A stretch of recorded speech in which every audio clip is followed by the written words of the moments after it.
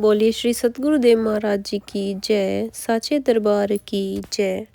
आज का अनुभव है सरदारी लाल जी का, जो रहने वाले हैं जलंधर पंजाब के। वे बताते हैं कि मुझे साधना में प्रकाश पुंज दिखाई दिया। उनके भीतर स्वयं गुरुदेव प्रकट हो गए। उन्होंने लाल रंग के वस्त्र पहने हुए थे और हाथ में आरती का एक थाल पकड़ा हुआ था। हैरान कर देने वाली बात यह थी कि उस थाली में पूजा की अन्य कोई सामग्री नहीं थी, केवल एक ज्योति प्रज्वलित थी। गुरुदेव ने धरती की ओर देखा और फिर उस आरती की थाली को 3-4 बार उसी दिशा में घुमाया। अगले ही क्षण उस एक ज्योति में से अनेक ज्योतियां प्रकट हो गई और वे सभी धरती की ओर बढ़ गई। उधर धरती पर कुछ साधक ध्यान साधना में लीन थे। वे ज्योति उन साधकों के मस्तिष्क में जाकर समा गई। तदुपरांत उनके तेज पुंज को अपने संग मिलाकर अब वह एक प्रचंड अग्नि के रूप में प्रकट हो गई। वह प्रचंड दिव्य अग्नि जहाँ से गुजरती, वहाँ की शुष्क धरा और सूखे खेत खलियान एकदम हरे भरे हो जाते। फिर उसी ज्योति से गुरुदेव प्रकट हुए और उन्होंने अपनी उंगलियों से एक दिशा की ओर इशारा किया। वह प्रचंड पुंज गुरुदेव द्वारा उस दिशा की ओर बढ़ने लगा और कुछ देर के बाद गुरुदेव वहां से अदृश्य हो गए। लेकिन वह अग्निपुंज अभी भी धरती लोक पर घूम रहा था। वह जिस भी दीवार से टकराता, वहां गुरुदेव का एक स्वरूप निर्मित हो जाता और इस तरह हर दिशा में गुरुदेव के स्वरूप बनते चले गए। यानी अब चारों ओर उन्हीं के दिव्य स्वरूप दिखाई दे रहे थे। एक दिव्य प्रेरणा कि स्वयं गुरुदेव और उनके ब्रह्म ज्ञानी साधकों का तप पुंज इस धरती के लिए लाभकारी होगा। गुरु प्यारे साधकों कि इस दिव्य अनुभव के माध्यम से हमें क्या शिक्षा मिलती है? इस अनुभव से हमें यह शिक्षा मिलती है कि अगर हम ध्यान साधना करें तो गुरुदेव द्वारा बताए इस मार्ग पर चलें तो विश्व के अंदर शांति आने में कोई ज़्यादा समय नहीं लगेगा। और इसमें एक ब्रह्म ज्ञानी साधक के लिए साधना कितनी जरूरी है और वह विश्व कल्याण के लिए कितनी लाभप्रद है, वह बताया गया है कि किस तरह वह वातावरण को शुद्ध कर चारों तरफ फैल कर हर तरफ एक दिव्य माहौल बना दे। और महाराज जी अक्सर कहा भी करते हैं कि जब एक साधक साधना करता है तो उसके शरीर के भीतर ऐसी तरंगे, ऐसा एक ओज निकलता है जो हमारे आसपास के वातावरण को शुद्ध कर देता है और वहाँ एक दिव्य घेरा बन जाता है। इसीलिए तो कहा गया है कि हमें प्रतिदिन साधना करनी चाहिए ताकि हमारे इर्द गिर्द उस ओज, उस ओरे का निर्माण हो सके और हम गुरुदेव के मिशन में सहयोगी बन सकें। उनके इस मिशन में हम आगे जाकर उनकी सहायता कर सकें और सबसे बड़ी सहायता हम ध्यान साधना करके ही कर सकते हैं। इसलिए गुरु प्यारे साधकों, आप कोई भी दिन ऐसा ना जाने दिया करें जिस दिन आप ध्यान साधना ना करें। बस आप गुरुदेव श्री आशुतोष महाराज जी को याद करके साधना में बैठ जाइए। बाकी का काम गुरुदेव स्वयं कर लेंगे। और आगे का जो अनुभव है वह भी हम श्रवण करते हैं। इस अनुभव में बताया गया है कि सर्दियों के दिन थे। साधना करते करते निद्रा देवी कब मुझ पर हावी हो गई मुझे पता ही नहीं चला और मैं बैठे बैठे ही सो गई। और तब मैंने एक दिव्य स्वप्न देखा। सूर्य से भी बड़ा एक प्रकाश का गोला है और वह बहुत ही ज़्यादा चमक रहा है।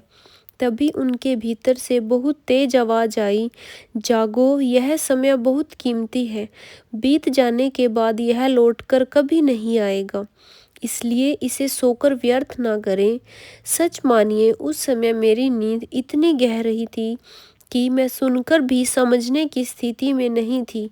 दिव्य स्वप्न में ही मैंने कहा, महाराज जी, मैं आपकी बात को ध्यान से सुन नहीं पाई हूँ, एक बार फिर से बता दीजिए ना, अभी मुझे क्या कहा था आपने? और उसी समय मुझे प्रकाश का गोला दिखाई दिया और उसी में से गुरु महाराज जी की आवाज़ आई, जागो, यह बहुत कीमती समय है।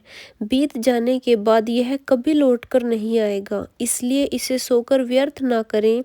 अभी यह दिव्य वाणी मेरे कानों में गूंज ही रही थी कि तभी एक जहाज आकाश मार्ग से बड़ी तेज गति से होकर निकल गया।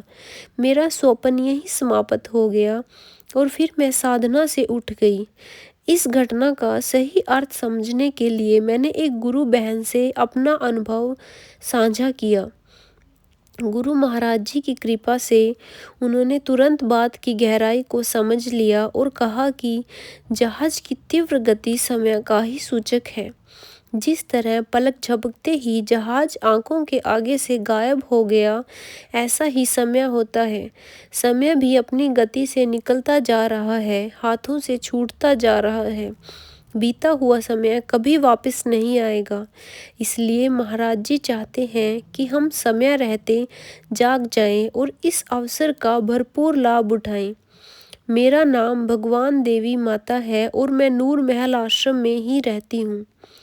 उन्होंने कहा कि उस दिन से मैं पूरी कोशिश करती हूँ कि साधना में सजग होकर बैठूं, अपने एक एक श्वास को सुमिरन से जोड़कर समय का पूरा लाभ उठाऊं।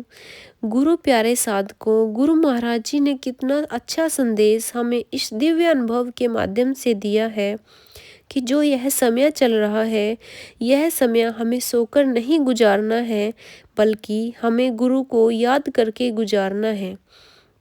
भगवान का नाम लेने से ही हमारे करोड़ों पाप और कर्म नष्ट हो जाते हैं। इसलिए हमें हर समय अपने गुरुदेव के नाम का सुमिरन करना चाहिए और यह समाधि काल गुरु महाराज जी का है। गुरु महाराज जी को लाने का हमारे पास एक ही तो तरीका है, साधना। अगर हम वह भी नहीं करेंगे तो हम क्या करेंगे? गुरु महाराज जी के लिए बस एक सच्चे शिष्य का फर्ज निभाना है अपने गुरु के लिए, और साधना, नित्य साधना करनी है, हर सुख चैन को त्याग कर। इसलिए गुरु प्यारे साधकों, मैं हर बार आपसे एक ही प्रार्थना करती हूँ कि आप हर चीज़ को छोड़कर साधना को कभी मत छोड़ना। तो गुरु महाराज जी आपके ऊपर अवश्य कृपा करेंगे। सब कुछ छोड़ने से अर्थात कि आपको ध्यान साधना प्रतिदिन करनी है। जैसे आप भोजन का नियम है और हमारे जीवन के अंदर सोने का नियम है, खाने का नियम है, पीने का नियम है, उसी तरह साधना का भी एक नियम हो हमारे जीवन के अंदर, ताकि हम गुरु महाराज जी से जुड़े, उनसे अपने दिल की बातें करें। गुरु महाराज जी भी हमसे अपने दिल की बातें साधना में ही करते हैं। बस हमें अपने आप को गुरु महाराज जी से जोड़ना है और इस समय को सोकर नहीं गुजारना है, कुछ कर कर गुजारना है। चरय वेति चरय वेति। इसलिए मैं आज फिर से आप सबसे यही प्रार्थना करूँगा कि नित्य प्रति साधना करिए, गुरु महाराज जी से जुड़े रहिए। और इस अनुभव को आज मैं यहीं पर समाप्त करती हूँ।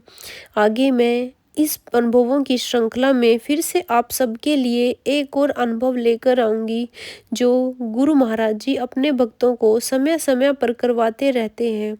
सो बोलिए श्री सतगुरुदेव महाराज जी की जय, साचे दरबार की जय, आशु पिता महाराज की जय।